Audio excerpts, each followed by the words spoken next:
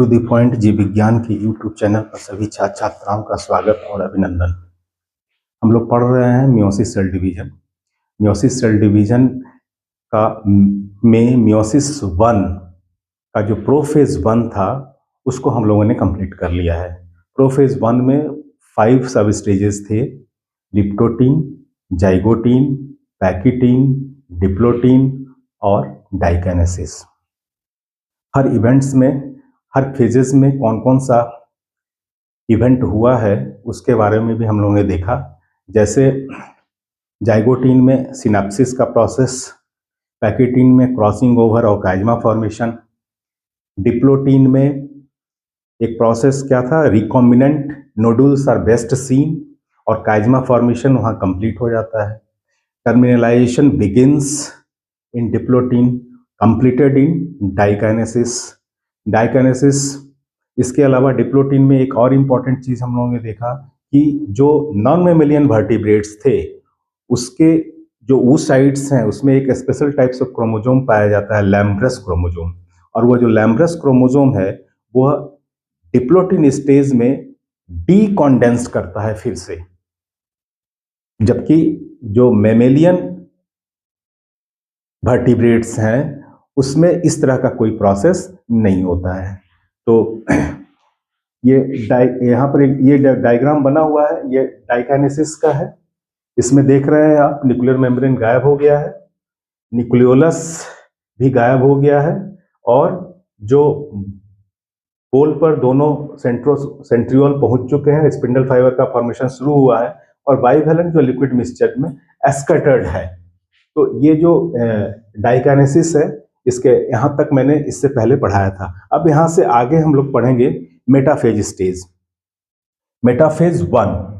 तो देखिए मेटाफेज 1 में क्या होता है कि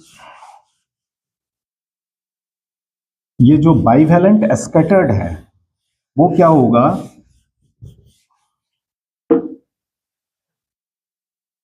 मेटाफेज 1, इसमें जो बाइवेलेंट स्कैटर्ड है वो क्या होगा, ये है आपका इक्वेटर प्लेन। ये सेल का मिडिल रीजन है जिसको हम इक्वेटर प्लेन कहते हैं। तो इस इक्वेटर प्लेन पर सारे बाइवेलेंट अरेंज हो जाएंगे। जो इधर उधर बिखरा पड़ा है वो सभी का सभी बाइवेलेंट इक्वेटर प्लेन पर सज जाएगा, और स्पिंडल फाइबर से ये बाइवेलेंट का जो होमोलोगस क्रोमोजोम पेयर है जिसमें मैटरनल क्रोमोजोम और पैटर्नल क्रोमोजोम है, इसके दोनों क्रोमेटिड्स जो है स्पिंडल फाइबर से जुड़ जाएंगे। तो देखिए मेटाफेज में किस तरीके का स्ट्रक्चर बनता है। यहाँ पर पहले मैं एक डायग्राम बनाता हूँ और फिर उसके बाद इसको एक्सप्लेन करते हैं। तो सबसे पहले आप भी ड्रॉ कर लीजिए साथ साथ उस डायग्राम को। देखिए मेटाफेज स्टेज में क्या होगा, ये जो बाइवेलेंट है वो इक्वेटर प्लेन पर सज जाएगा। शुरू में मैंने पहले एक होमोलोगस पेयर लेके गए थे, फिर 2 ले लिया, अब 2 से ज्यादा भी बना सकते हैं।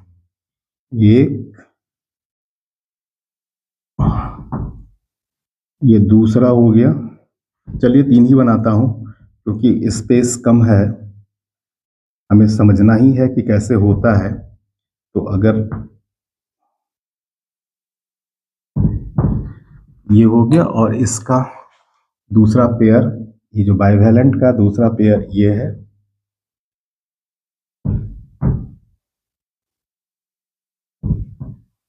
ये है एक तरफ मैटरनल क्रोमोजोम है और दूसरी तरफ पैटर्नल क्रोमोजोम, और दोनों क्रोमोजोम टर्मिनल एंड पर क्रॉस बना करके जुड़ा हुआ है। और जैसे ही मेटाफेज शुरू होता है वैसे ही क्या होता है, स्पिंडल फाइबर का फॉर्मेशन कंप्लीट हो जाता है, और स्पिंडल फाइबर क्रोमोजोम के जो होमोलोगस पेयर है क्रोमोजोम का, इसमें से मैटरनल और पैटर्नल क्रोमोजोम इसके सेंट्रोमेयर से वो अटैच हो जाते हैं। तो इस तरीके से ये स्पिंडल फाइबर का फॉर्मेशन कंप्लीट हो जाएगा, और स्पिंडल फाइबर जो है होमोलोगस क्रोमोजोम के सेंट्रोमेयर से जुड़ जाएगा। और ये जो स्पिंडल फाइबर है ये 2 तरीके का होता है, एक होता है कंटिन्यूअस स्पिंडल फाइबर और दूसरा होता है क्रोमोसोमल स्पिंडल फाइबर। जो कंटिन्यूअस स्पिंडल फाइबर होता है वह एक पोल से दूसरे पोल तक फैला हुआ रहता है, जो कि क्रोमोसोम को टच नहीं करता है। यानी कि those spindle fibre they are extended from one pole to another pole without touching the homologous pair या without touching the chromosome, centromere of the chromosome. तो इसको हम क्या कहेंगे? Continuous spindle fibre. इसको हम कहते हैं कंटिन्यूअस स्पिंडल फाइबर। और जो स्पिंडल फाइबर क्रोमोसोम से अटैच हो जाता है उसको हम क्या कहते हैं? Chromosomal spindle fibre. Chromosomal spindle fibre. ये है क्रोमोसोमल स्पिंडल फाइबर। दो तरीके का है। और ये क्या हो गया? ये हो गया आपका इक्वेटर प्लेन। तो जो बाइवेलेंट स्कैटर्ड था डाइकाइनेसिस में, वो क्या हो गया? इक्वेटर प्लेन की तरफ मूव करेगा और इक्वेटर प्लेन पर सज जाएगा। उस प्रोसेस को हम क्या कहते हैं? कांग्रेशन। तो मेटाफेज फर्स्ट में जो पहला स्टेप है that is the process of congression. It is the movement of bivalent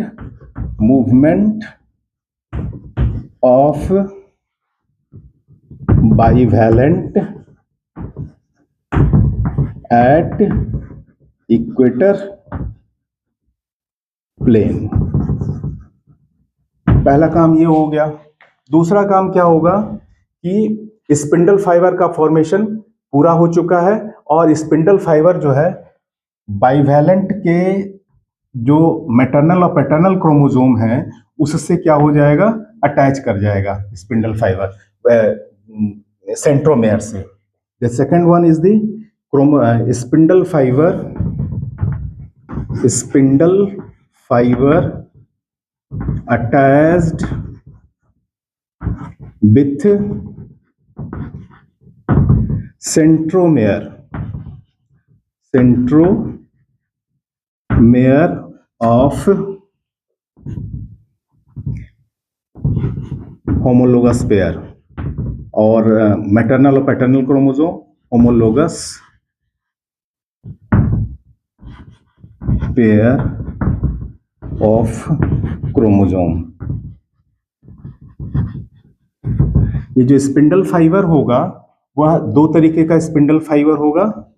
एक होगा क्रोमोसोमल स्पिंडल फाइबर, क्रोमोसोमल, जो क्रोमोसोम के सेंट्रोमेयर से जुड़ा हुआ है उसको हम क्या कहते हैं? Chromosomal spindle fibre. तो जो पहला है ये होमोलोगस पेयर जो क्रोमोसोम है वह प्रत्येक मैटरनल और पैटर्नल क्रोमोसोम के सेंट्रोमेयर से अटैच हो गया है। तो वह कैसा है? Chromosomal spindle fibre. एक स्पिंडल फाइबर देख रहे हैं एक पोल से दूसरे पोल तक डायरेक्टली बिना क्रोमोसोम को टच किए हुए एक्सटेंडेड है। तो इसको हम क्या कहते हैं? Continuous spindle fibre. इसको कहते हैं हम कंटिन्यूअस स्पिंडल फाइबर। और प्लाज्मा मेम्ब्रेन तो एज इट इज है, इसमें कोई चेंजेस नहीं है। और तो ये इंपॉर्टेंट इवेंट्स यही होता है: congression, movement of bivalent at equator plane, spindle fiber attached with the centromere of the homologous pair of chromosome, and chromosomal spindle fiber उसको कहेंगे जो क्रोमोसोम से जुड़ेगा। और जो कंटिन्यूअस स्पिंडल फाइबर है वह क्या होगा? क्रोमोसोम से नहीं जुड़ करके एक पोल से दूसरे पोल तक फैला हुआ रहेगा। क्रोमोसोमल स्पिंडल फाइबर का दूसरा नाम क्या है? Traction fibre. और ये स्पिंडल फाइबर किस चीज का बना होता है? एक प्रोटीन है जिसका नाम क्या है? Tubulin protein. तो ये है आपका मेटाफेज। इस तरह का अगर डायग्राम दिया हुआ है और आइडेंटिफाई करना है तो हम कह लेंगे कि यह मेटाफेज है। मेटाफेज में क्रोमोसोम का मैक्सिमम कंडेंसेशन हो जाता है। क्रोमोसोम के दोनों क्रोमैटिड्स साफ साफ दिखाई देने लगते हैं। ये काफी थिक और शॉर्ट होता है और जिसके वजह से इस फेज को हम क्या कहते हैं? क्रोमोसोम स्टडी फेज भी कहा जाता है। एक और इम्पोर्टेंट चीज यहाँ देखने को मिल रहा है कि देखिए इसका जो आर्म है वो कहाँ है? इक्वेटर पर है। और जो इसका सेंट्रोमेयर है वो किधर फेस कर रहा है, पोल की तरफ। ये इस तरीके से है, तो सेंट्रोमेयर पोल की तरफ है और आर्म जो है किधर है, इक्वेटर प्लेन की तरफ है। तो ये है स्ट्रक्चर मेटाफेज। मेटाफेज के बाद जो नेक्स्ट स्टेप है उसको हम क्या कहते हैं, नेक्स्ट स्टेज को हम क्या कहते हैं, एनाफेज 1। तो अब देखते हैं एनाफेज में क्या होता है। एनाफेज में क्या होगा कि इस डायग्राम को देखिए गौर से, ये जो क्रोमोसोमल स्पिंडल फाइबर है इसमें कॉन्ट्रैक्शन शुरू होगा, ये कॉन्ट्रैक्ट करेगा। तो ये जब कॉन्ट्रैक्ट करेगा तब क्या होगा, एक खिंचाव का बल लगाएगा, और खिंचाव का बल जब लगेगा तो ये जो टर्मिनल एंड पर काइज़मा जो एक दूसरे के ऊपर ओवरलैप कर रहा है, जब इसको खींचा जाएगा तो ये क्या होगा, काइज़मा खत्म हो जाएगा, यानी कि दोनों ही होमोलोगस क्रोमोसोम एक दूसरे से अलग हो जाएंगे। तो इस तरीके से यह ट्रैक्शन फाइबर भी इसको कहते हैं। तो क्रोमोसोमल फाइबर में क्या होगा, कॉन्ट्रैक्शन होगा, और यह कॉन्ट्रैक्शन के कारण क्या करेगा, एक पुल फोर्स करेगा, माने खिंचाव का बल लगाएगा। खिंचाव का बल लगाएगा तो दोनों होमोलोगस क्रोमोसोम मैटरनल और पैटर्नल क्या हो जाएंगे, अलग हो जाएंगे, यानी कि काइज़मा अब खत्म हो जाएगा, और they moves towards their opposite pole, और अपने अपने पोल की तरफ मूव करेंगे। तो देखिए कौन कौन सा इवेंट्स इसमें होता है। मेटाफेज के बाद अब हम बात करते हैं एनाफेज की। देखिए एनाफेज में क्या होगा, एनाफेज 1, एनाफेज 1। देखिए इस एनाफेज 1 में इसी डायग्राम को थोड़ा सा इंप्रूव करना है। ये कॉन्ट्रैक्शन होगा, तो जब कॉन्ट्रैक्शन होगा तो ये बीच से स्प्लिट कर जाएगा।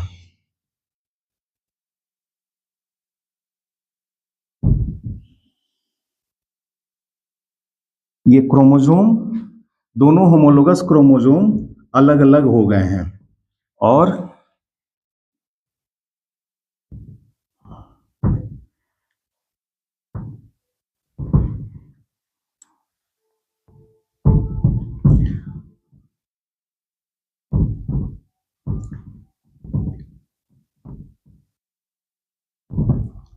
देखिए ये जो पिंक कलर है, ये थोड़ा सा टुकड़ा इस क्रोमोसोम का इधर आ गया है, और इस क्रोमोसोम का जो वाइट क्रोमोसोम है इसका रीजन इसमें आ गया है, ये इसमें है।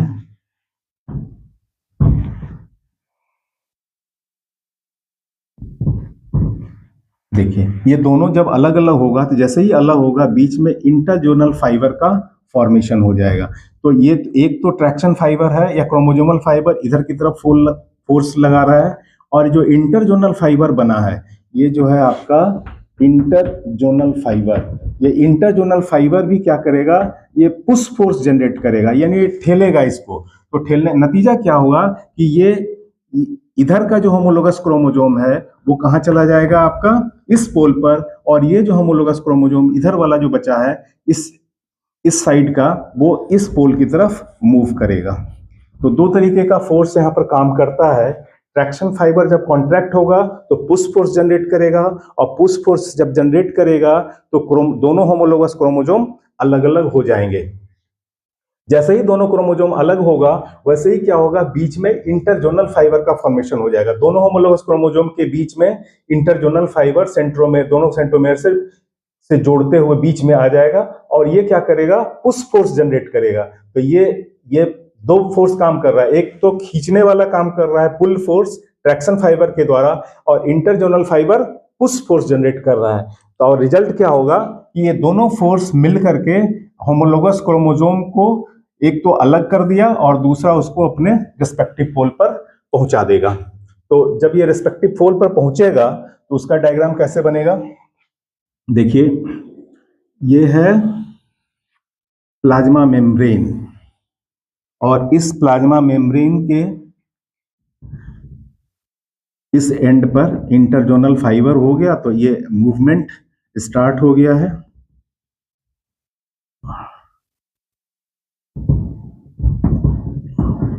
ये है आपका एक तरह का होमोलोगस क्रोमोसोम का एक पैटर्नल है, और ये जो है आपका मैटरनल क्रोमोसोम है।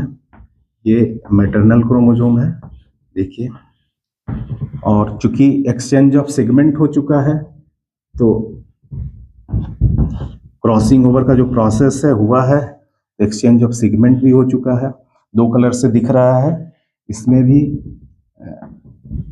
आधा टुकड़ा आ गया है, तो एक्सचेंज ऑफ सेगमेंट हो गया। और ये क्या हो रहा है, अपने अपने रेस्पेक्टिव पोल की तरफ मूव करने लगे हैं, ये देखिए। और ये भी क्या है, ये हो गया। और बीच में क्या बन गया, इंटरजोनल फाइबर। ये इंटरजोनल फाइबर, ये इंटरजोनल फाइबर क्या करेगा, इसको पुश फोर्स करेगा, ये इस तरीके से और ये इस तरीके से, और ये तो इधर खींच ही रहा है इसको। नतीजा क्या होगा, ये अलग अलग हो जाएगा। तो एनाफेज 1 में क्या हो गया कि contraction takes place in chromosomal fibre. The first point is contraction takes place in chromosomal fibre. Then second one is due to the contraction के बाद क्या होगा, यह एक पुल फोर्स जनरेट करेगा, और पुल फोर्स के कारण क्या होगा, जो क्रोमोसोम, जो होमोलोगस क्रोमोसोम थे वो क्या हो जाएंगे, अलग अलग हो जाएंगे। तो ये देखिए, सबसे पहला पॉइंट क्या है, होमोलोगस क्रोमोसोम, जो क्रोमोसोमल स्पिंडल फाइबर है उसमें क्या होगा, पुल फोर्स जनरेट करेगा। contraction takes place in chromosomal spindle fiber। Chromosomal spindle fibre में कॉन्ट्रैक्शन शुरू हो जाएगा। नतीजा क्या होगा, resulting into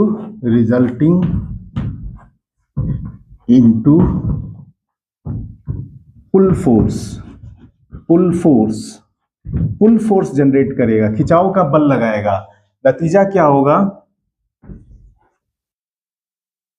रिजल्टिंग जो पुल फोर्स है ये क्या करेगा, होमोलोगस, दोनों होमोलोगस क्रोमोसोम को अलग कर देगा। Homologous chromosome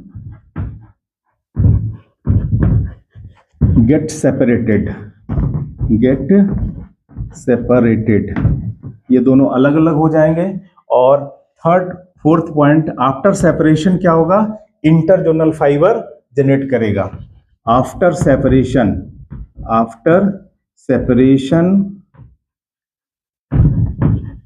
of homologous chromosome, homologous pair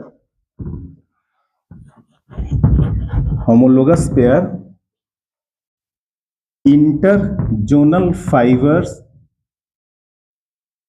formation takes place, interzonal fiber are formed, interzonal fibre बन जाएगा। और ये जो इंटरजोनल फाइबर है ये क्या करेगा, ये पुश फोर्स जनरेट करेगा, पुश फोर्स। तो एक हो गया पुल फोर्स और एक हो गया पुश फोर्स, दोनों फोर्स मिल करके क्या करेगा, एक होमोलोगस क्रोमोसोम को उसके रेस्पेक्टिव पोल की तरफ पहुंचा देगा। तो due to the result of pull and push force, due to pull and push force, homologous separated homologous pair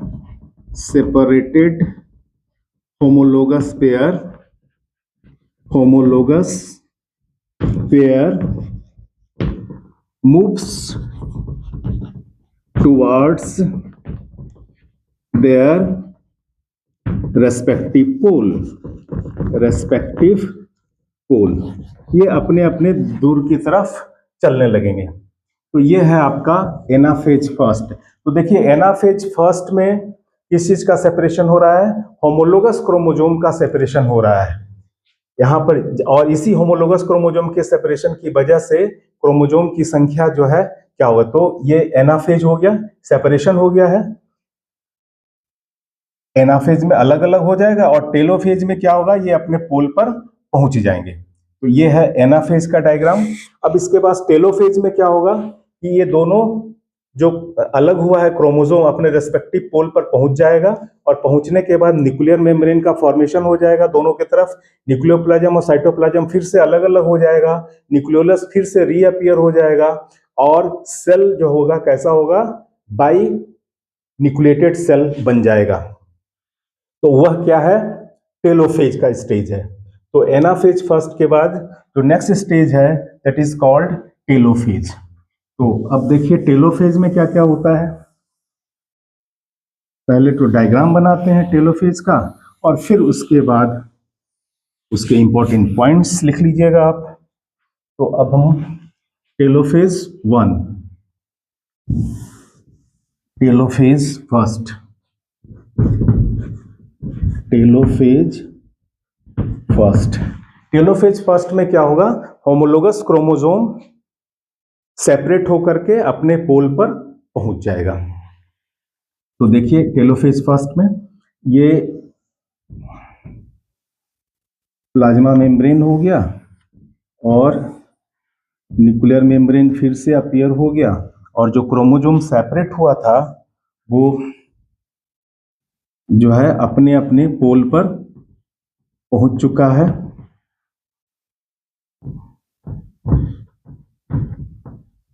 ये देखिए अपने अपनी जगह पर ये पहुंच चुका है और एक्सचेंज ऑफ सिस्टर क्रोमैटिड्स का ब्लॉक ऑफ जीन का एक्सचेंज हो गया था, क्रॉसिंग ओवर हुआ था। तो ये कुछ होमोलोगस क्रोमोसोम आपस में ही एक दूसरे से कुछ मटेरियल, जेनेटिक मटेरियल एक्सचेंज कर चुके हैं। तो अब ये बन गया, ये है प्लाज्मा मेम्ब्रेन, ये है न्यूक्लियर मेम्ब्रेन, न्यूक्लियोलस फिर से रीअपियर कर जाएगा और ये जो क्रोमोसोम थिकर और कैसा था, कॉन्डेंस था, डीकॉन्डेंसेशन स्टार्ट हो जाएगा और ये न्यूक्लियोप्लाज्म और साइटोप्लाज्म फिर से ये अलग अलग हो जाएंगे। ये हो गया साइटोप्लाज्म और ये हो गया आपका न्यूक्लियोप्लाज्म। तो इतने इंपॉर्टेंट इवेंट्स इसके अंदर देखने को मिलेगा। सबसे पहले क्या होगा, टेलोफेज फर्स्ट में homologous chromosome reached into their respective pole. Separated homologous chromosome, देखिए separated homologous chromosome reached into their respective pole, अपने अपने पोल पर पहुंच गए हैं। और दूसरा काम क्या होगा, nuclear membrane and nucleolus reappear वो फिर से बन जाएगा। उसके बाद क्या होगा, nucleoplasm and cytoplasm get separated, फिर से अलग अलग हो जाएंगे और सेल बिकम्स बाई न्यूक्लिएटेड। देखिए यहां पर होमोलोगस क्रोमोसोम का सेपरेशन हुआ है। होमोलोगस क्रोमोसोम के दोनों क्रोमैटिड्स एक साथ रेस्पेक्टिव पोल पर गए हैं, अलग अलग नहीं गया है। यानी कि यहाँ पर क्रोमोसोम का सेपरेशन हो रहा है, ना कि क्रोमैटिड्स का सेपरेशन हो रहा है। तो टेलोफेज फर्स्ट में किस चीज का सेपरेशन होगा, एनाफेज में सेपरेट कर गया और टेलोफेज में वो पहुंच जाएगा। तो जब ये न्यूक्लियर मेम्ब्रेन बन जाएगा तभी हम इसको कहेंगे टेलोफेज, और अगर न्यूक्लियर मेम्ब्रेन नहीं बना है तब तक वो एनाफेज फर्स्ट के स्टेज में रहेगा। तो उस हालत में कभी कभी कंफ्यूजन ये होता है कि ये दिख रहा है कि यहाँ पर ये दोनों सेंट्रोमेयर है, यहाँ से स्पिंडल फाइबर बना हुआ है, ये स्पिंडल फाइबर हो गया, ये क्रोमोसोम ऐसे ऐसे दिख रहा है ये डायग्राम में, ये भी क्रोमोसोम यहाँ पर ऐसे दिख रहा है और इसके चारों तरफ न्यूक्लियर मेम्ब्रेन है। अब कहा गया कि पहचानिए ये कौन सा स्टेज है। नीट वगैरह में बहुत बार क्वेश्चन भी पूछा है कि यह जो स्टेज है यह किससे किससे है, एनाफेज है या मेटाफेज है या टेलोफेज है या फिर कोई और स्टेजेस है। तो कुछ नहीं करना है, इसके चारों तरफ न्यूक्लियर मेम्ब्रेन नहीं है, इसका मतलब कि ये एनाफेज का स्टेज है। लेकिन अगर इसके चारों तरफ जैसे ही न्यूक्लियर मेम्ब्रेन बन जाएगा तब जाकर के ये टेलोफेज कहलाएगा। अगर न्यूक्लियर मेम्ब्रेन नहीं है और पोल पर भी अगर दिख रहा है क्रोमोजोम, यहाँ पर चूंकि होमोलोगस क्रोमोजोम सेपरेट हुआ है, यहाँ क्रोमेटिड्स भी हो सकता है, तो क्रोमेटिड्स होगा तो एक थ्रेड दिखेगा, और अगर होमोलोगस क्रोमोजोम सेपरेट करेगा, मियोसिस सेल डिवीजन होगा, तो इसके दोनों क्रोमेटिड्स एक साथ दिखेंगे आपको। तो हम पहचान लेंगे कि कौन सा एनाफेज का है, मियोसिस एनाफेज का है, और कौन सा मियोसिस टेलोफेज 1 का है, और कौन सा जो है माइटोसिस टेलोफेज का है, टेलोफेज। तो इस तरीके से जब तक न्यूक्लियर मेम्ब्रेन नहीं बनता है तब तक वो जो है एनाफेज स्टेज है, और जैसे ही न्यूक्लियर मेम्ब्रेन बन गया वैसे ही क्या हो गया, वो टेलोफेज स्टेज में आ गया है। तो ये है आपका telophase. Separated homologous chromosome reached into their respective pole, nuclear membrane and nucleolus reappear, nucleoplasm and cytoplasm get separated and cell becomes binucleated। तो ये हो गया आपका टेलोफेज फर्स्ट। और इसके बाद जो नेक्स्ट स्टेज है that is called cytokinesis 1। Nucleus का बंटवारा हो चुका है और अब किसका बंटवारा होगा, साइटोप्लाज्म का बंटवारा होगा। तो उसको हम क्या करते हैं, cytokinesis, cytokinesis division of cytoplasm. तो अब देखिए साइटोकाइनेसिस कैसे होता है।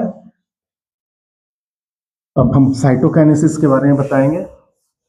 साइटोकाइनेसिस का मतलब ही है कि division of cytoplasm. Cytokinesis, cytokinesis का मतलब है डिवीजन ऑफ साइटोप्लाज्म, साइटोप्लाज्म का बंटवारा, बंटना। और ये साइटोकाइनेसिस फर्स्ट है, मियोसिस फर्स्ट का साइटोकाइनेसिस 1 है। तो मैंने बताया था कि दो तरीके से बनता है, प्लांट में और एनिमल में। एनिमल में साइटोकाइनेसिस कैसे होता है सबको पता है, सेल फॉरो के द्वारा होता है, सेल फॉरो। और सेल फॉरो का फॉर्मेशन क्या होता है, सेंट्रीपिटल होता है। ये क्या है, पेरीफेरी से अंदर की तरफ ये धंसने लगेगा, इधर से भी पेरीफेरी से अंदर की तरफ धंसेगा, और धीरे धीरे ये आपस में जाकर के बीच में मिड पॉइंट पर जैसे ही मिलेगा वैसे ही ये दो पार्ट में बंट जाएगा। ये बंटने के बाद ये क्या करेगा, ये दो पार्ट में डिवाइड कर जाएगा। तो इस तरीके से ये सेल का साइटोकाइनेसिस पूरा हो जाएगा। Cytokinesis in animal takes place with the help of cell furrow, और cell furrow formation is centripetal, periphery से सेंटर की तरफ होगा। ये धीरे धीरे कॉन्स्ट्रिक्शन ऊपर से और नीचे से दोनों कॉन्स्ट्रिक्शन जहां पर मिलेगा वहीं से ये अलग हो जाएगा, और ये जो सेल है ये बाइन्यूक्लिएटेड दोनों अलग अलग हो गया। तो जब तक ये दोनों सेल अलग अलग हुआ तो चूंकि होमोलोगस क्रोमोसोम का सेपरेशन हुआ है तो इसमें n नंबर ऑफ क्रोमोसोम होगा। जो भी क्रोमोसोम होगा उसका आधा हो जाएगा। अगर सॉरी, अगर 4 है तो 2-2 दोनों में चले जाएंगे। अब ये हो गया आपका कैरियोकाइनेसिस फर्स्ट में different sub stages, leptotene, zygotene, pachytene, diplotene, prophase 1 का, और डाइकाइनेसिस, और उसके बाद metaphase first, anaphase first, telophase first, and then lastly cytokinesis 1। Cytokinesis 1 के बाद जो दो डाउटर सेल बने हैं, ये दोनों डाउटर सेल्स किस में जाएंगे, मियोसिस सेकंड में। डाउटर सेल मियोसिस सेकंड में जाएगा और इससे क्या बनेगा, दो सेल बनेंगे। ये दो सेल का फॉर्मेशन होगा और दोनों में n नंबर ऑफ क्रोमोसोम होंगे। दो सेल उससे बनेगा और ये इससे भी दो सेल का फॉर्मेशन होगा, और इससे भी क्या बनेगा, दो सेल बनेगा। इस तरीके से एक बार मियोसिस डिवीजन होगा तो 4 डॉटर सेल का फॉर्मेशन होता है और चारों डॉटर सेल्स क्या होंगे, हैप्लॉइड होंगे, जेनेटिकली अनआइडेंटिकल होगा, क्योंकि उसमें क्रॉसिंग ओवर एक मैकेनिज्म है जो exchange of genetic material homologous chromosome के क्रोमेटिड्स के बीच में होता है। तो ये है आपका मियोसिस सेकेंड। तो meiosis second is same as mitosis division. Meiosis second is same as mitosis division. तो मियोसिस सेकेंड में माइटोसिस डिवीजन, तो पहला क्या होगा, इसमें भी कैरियोकाइनेसिस होगा। यह जो कैरियोकाइनेसिस होगा कैसा होगा, नॉन रिडक्शनल कैरियोकाइनेसिस होगा। कहने का मतलब कि जो डॉटर सेल बनेंगे उसका जो पेरेंट्स है उसमें जितना नंबर ऑफ क्रोमोसोम होगा उतना ही डॉटर सेल में होगा। तो इसको क्या कहते हैं, non reductional. N number of chromosome है तो इसमें भी क्या है, डॉटर सेल में भी एन नंबर ऑफ क्रोमोसोम है। तो इसका कैरियोकाइनेसिस नॉन रिडक्शनल होता है, जबकि मियोसिस फर्स्ट का जो कैरियोकाइनेसिस होता है रिडक्शनल होता है, उसमें क्रोमोसोम की संख्या आधी हो जाती है, उसमें होमोलोगस क्रोमोसोम का सेपरेशन होता है। लेकिन इसके केस में जो होमोलोगस क्रोमोसोम के दोनों क्रोमेटिड्स हैं, जैसे ये इस न्यूक्लियस इस सेल को लीजिए, इसमें जो मान लिया 3 क्रोमोसोम यहाँ पर दिख रहा है, तो ये जो 3 जो होमोलोगस क्रोमोसोम है इसमें इस क्रोमेटिड्स हैं, और जैसे ही ये मेटाफेज में आएगा इस तरीके से अरेंज होगा। अरेंज होने के बाद क्या होगा, ट्रैक्शन फाइबर है, ट्रैक्शन फाइबर यानी कि क्रोमोसोमल फाइबर। इस क्रोमोसोमल फाइबर में क्या होगा, कॉन्ट्रैक्शन होगा और ये लॉन्गिट्यूडनली डिवाइड कर जाएगा। यानी कि अब क्या हो गया, क्रोमेटिड्स का सेपरेशन हुआ। तो मियोसिस सेकंड में क्रोमेटिड्स का सेपरेशन होता है, जबकि मियोसिस फर्स्ट के एनाफेज में होमोलोगस क्रोमोसोम का सेपरेशन होता है, और मियोसिस सेकंड के एनाफेज में होमोलोगस क्रोमोसोम के दोनों क्रोमेटिड्स अलग अलग हो जाते हैं। तो क्रोमेटिड्स यहां पर अलग होता है और यहां पर होमोलोगस पेयर ऑफ क्रोमोसोम अलग होता है, जिसके वजह से ये क्रोमोसोम की संख्या यहाँ पर आधी हो जाती है। और आधी होने के बाद जितना ही नंबर रहता है उस सेल से, उसके बाद जब नेक्स्ट स्टेज होगा, 2 डॉटर सेल बनेगा, उसमें भी क्या होगा कि n नंबर ऑफ क्रोमोसोम पाए जाएंगे। तो ये क्रोमेटिड्स यहाँ पर मूव करेगा। तो टेलोफेज 2 में क्रोमेटिड्स का सेपरेशन होता है, जबकि मियोसिस 1 के टेलोफेज 1 में होमोलोगस क्रोमोसोम का सेपरेशन होता है। इसको याद रखिएगा। तो यह है आपका मियोसिस सेल डिवीजन। एनिमल में एनिमल्स में, प्लांट्स में जो साइटोकाइनेसिस है उसके लिए क्या बनता है, सेल प्लेट। और ये जो सेल प्लेट फॉर्मेशन है इसको कौन बनाता है, सेल प्लेट कौन बनाएगा। अगर मान लिया ये प्लांट सेल है तो इस प्लांट सेल के चारों तरफ क्या होगा, इस प्लांट सेल के चारों तरफ ये तो प्लाज्मा मेम्ब्रेन होगा और इसके चारों तरफ सेल वॉल होगा। ये सेल वॉल हो गया इसके चारों तरफ, और बीच में यहाँ पर क्या होगा, यहाँ से शुरू होगा और सेंट्रो पेरिफेरल एंड की तरफ ये बढ़ेगा। तो वो क्या है, cell plate formation. Cell plate के द्वारा cell plate formation. Cell plate कौन बनाता है, endoplasmic reticulum plus Golgi body, ये दोनों मिल करके सेल प्लेट बनाता है। तो जो स्ट्रक्चर बनता है उसको क्या कहते हैं, फ्रैग्मोप्लास्ट। और cell plate formation is centrifugal, centre से शुरू होगा और पेरीफेरी की तरफ बढ़ेगा। ये हो गया। इस तरीके से प्लांट सेल में सेल प्लेट के द्वारा 2 डॉटर सेल का फॉर्मेशन होता है साइटोकाइनेसिस के समय। तो ये था आपका मियोसिस सेल डिवीजन। अब देखिए मियोसिस सेल डिवीजन का कुछ इंपॉर्टेंट फीचर्स, क्या क्या पॉइंट्स हो सकते हैं। एक तो इसमें क्या हुआ, पहला मियोसिस सेल डिवीजन के कारण क्या होता है, सेल में normal number of chromosome maintain रहता है। अगर मियोसिस सेल डिवीजन नहीं होगा तो क्रोमोसोम का जो नॉर्मल नंबर है वो मेंटेन नहीं होगा। तो सबसे पहला पॉइंट तो ये होगा सिग्निफिकेंस में, it maintains normal number of chromosome in each species। कोई भी स्पीसीज है उसमें नॉर्मल नंबर ऑफ क्रोमोसोम को ये मेंटेन करेगा। दूसरा होगा, क्योंकि इसमें क्रॉसिंग ओवर होता है, तो क्रॉसिंग ओवर के कारण क्या होगा, जेनेटिक वेरिएशन।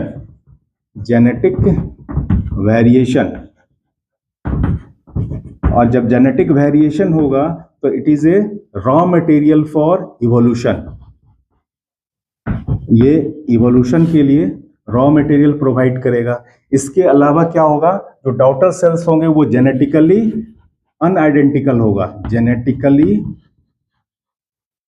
अनआइडेंटिकल। कितने डॉटर सेल्स बनेंगे, 4 daughter cells are form, 4 daughter cells बनेंगे और सारे के सारे उसमें से कुछ जो है जेनेटिकली अनआइडेंटिकल होगा, जिसमें कि क्रॉसिंग ओवर हुआ है। और क्या होगा, इसमें सिग्रीगेशन, क्रॉसिंग ओवर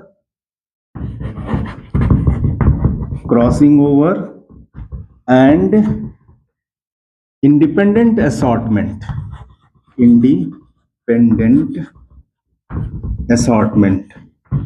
ये तीनों इवेंट इसके अंदर होता है मियोसिस के अंदर, जिसके वजह से बहुत सारे कॉम्बिनेशन, जेनेटिक कॉम्बिनेशन बनता है और वह जो जेनेटिक कॉम्बिनेशन होगा वो वेरिएशन के लिए रेस्पॉन्सिबल होगा, और वह वेरिएशन होगा जिस पर नेचुरल सिलेक्शन काम करता है, और नेचुरल सिलेक्शन काम करेगा तो ओरिजिन ऑफ न्यू स्पीसीज होगा। एनीवे, तो ये है कुछ सिग्निफिकेंस है मियोसिस सेल डिवीजन से, क्या क्या हो सकता है। तो एक तो होगा इसका कि नॉर्मल नंबर को क्रोमोसोम मेंटेन करेगा, जेनेटिक वेरिएशन होगा तो इवोल्यूशन होगा। दूसरा है जेनेटिकली अनआइडेंटिकल डॉटर सेल्स बनेंगे, segregation, crossing over and independent assortment is the main feature of meiosis cell division. तो यह है आपका मियोसिस सेल डिवीजन। तो इस वीडियो में इतना ही। अगले वीडियो में देखेंगे हम लोग माइटोसिस और मियोसिस सेल डिवीजन से रिलेटेड नीट में या अदर एग्जामिनेशन में जो क्वेश्चन पूछे जाते हैं उससे संबंधित क्वेश्चन मैं करवाऊंगा। तो नेक्स्ट वीडियो का इंतजार कीजिए। अगर ये वीडियो पसंद आया हो तो इसे लाइक कीजिए, शेयर कीजिए और सब्सक्राइब कीजिए। Thank you very much.